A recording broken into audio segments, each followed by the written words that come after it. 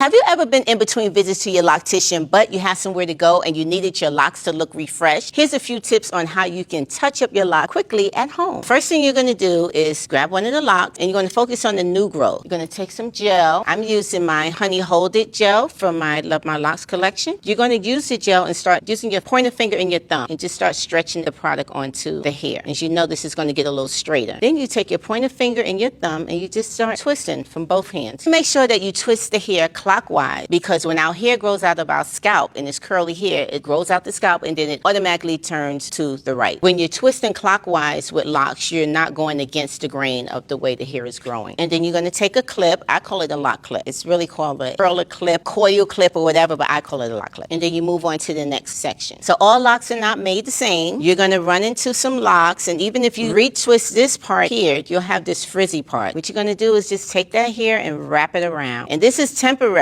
so you may want to talk to your loctician about how they can tuck this hair permanently into the lock and see how much more nicer that looks. So once you're done retwisting the new growth, go ahead and style it. So you can style it any way you want, or you can just wear it down if you like. So I chose to do a combination. It's 3 fishtail braids going down the back. Last but not least, you always want to make sure that you use some oil on the scalp. So I'm using the Honey Shine spray oil, and it gets right onto the scalp and gives the locks a nice little sheen. And voila, that's it.